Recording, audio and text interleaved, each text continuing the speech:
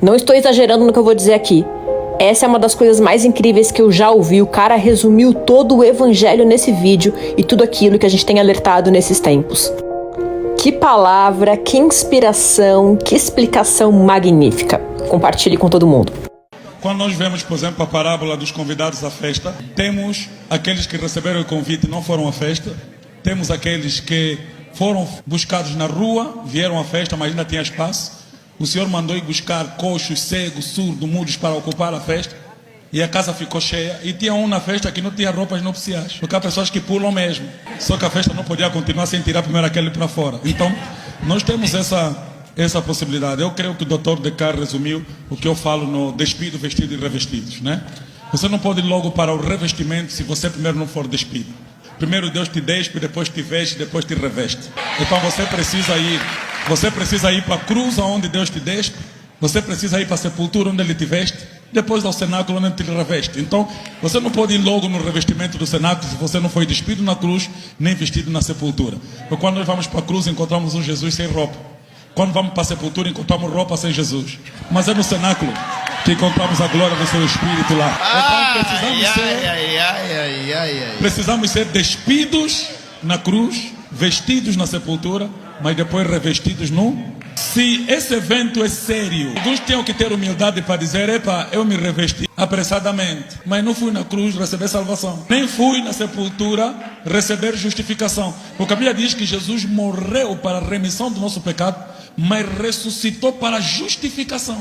Então nós temos na cruz a remissão do pecado, na sepultura a remissão e no cenáculo o revestimento. Então você não pode passar o processo de Deus para a salvação, para não ter a surpresa depois de chegar no céu, depois de tanto esforço, tanto ministério criado, tanta igreja, e te dizer: não te conheço. Porque essa expressão conhecer na Bíblia, conhece profundidade. Conhecer, vemos isso a primeira vez em Gênesis. Conheceu Adão e Eva e gerou. Porque para Deus conhecimento é relacionamento. Para Deus conhecimento é relacionamento. Mas não te esqueça da minha pergunta. A minha pergunta foi a questão dos dons. Eles adquirem-se. Como é que a gente procura os dons? É isso ali. Os dons do Espírito Santo, primeiro, precisam Não ser... quero lhe tirar o revestimento. Só estou a... Sim, os dons do Espírito Santo são do Espírito Santo. O Espírito Santo é o Espírito de Jesus. O Espírito Santo é o Espírito de Deus. Ok? São formas de eu chamar. Se eu chamar o Espírito Santo, posso chamar do Espírito de Jesus, posso chamar do Espírito do Pai, do Espírito do Senhor. Então você não pode querer o Espírito alheio sem a pessoa. Você não pode querer coisas dele sem ele. Ok? Você não pode usar as coisas de Deus sem Deus. É dali que o doutor disse que você vem apenas como servo, esperando o salário, mas você não tem relacionamento de filho. Você não foi gerado. A todos quanto creram deles o poder de serem feitos filhos de Deus. Então não queira ser servo de Deus se você não é filho. Não queira simplesmente se meter no trabalho se você não se meteu em casa primeiro. Ok? O filho pródigo, quando voltou para casa, ele voltou para ser servo. Direi ao meu pai: faz-me um dos teus trabalhadores. O pai disse: não, aqui na minha casa só entra filho. Então o que Deus quer de você é que, primeiramente, antes de tudo, mais importante do que ser amanhã, não sei o que, quero ser como o profeta Tony Calado, quero ser usado, quero aparecer na TV. Não, se converte. Se converte. Seja salvo. Primeiro tem que te tirar essa roupa suja. Porque quando você está com roupa suja, doutor, a roupa limpa, como é revestimento, pode esconder a roupa suja. É o que acontece com muita gente. É que ele meteu o revestimento por fora e as pessoas não veem a sujeira de dentro.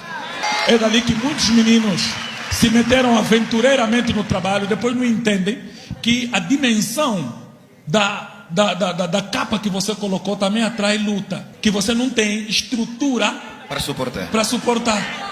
É que começam a vir ataques espirituais que você não tem estrutura. E até algumas pessoas entraram com sinceridade no ministério, mas sinceramente errados. Eles foram para o ministério com sinceridade, mas depois acabaram tendo ataques espirituais tremendos. Ficaram prostitutos, não conseguem ver mulher, lhe dá uma vontade estranha que ele não tinha antes quando começou. Porque você foi para um trabalho que você não tinha estrutura para suportar o ataque. Ok? A Bíblia diz: aqueles que ouvem a minha palavra e colocam em prática, comparai-lo ao homem que construiu sua casa sobre a rocha. Veio o vento, a tempestade. Em todo o ministério virá vento, tempestade, chuva.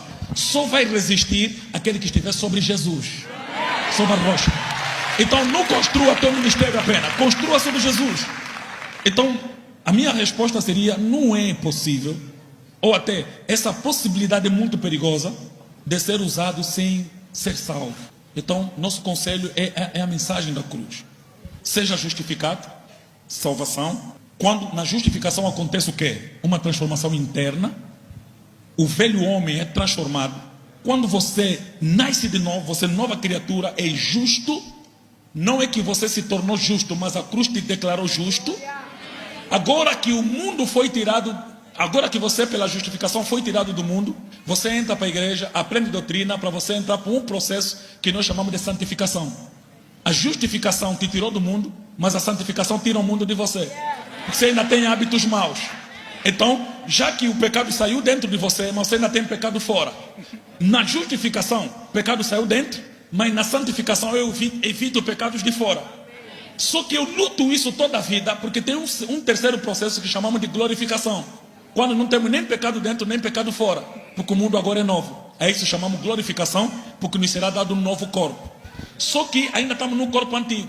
Tem pecados de fora. Só que eu já tenho um espírito novo, não tem pecado dentro.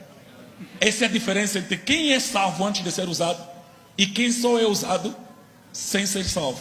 Há uns são os que se chamam obreiros, outros são aqueles que foram chamados para ser obreiros. Por isso Jesus diz assim: a seara é grande, mas poucos são os ceifeiros. E olha o que Jesus fala, não diz assim, façam obreiros, diz assim, roguem ao Pai para que envie obreiros. Porque não é a igreja que faz obreiros para Deus, é Deus que faz obreiros para a igreja.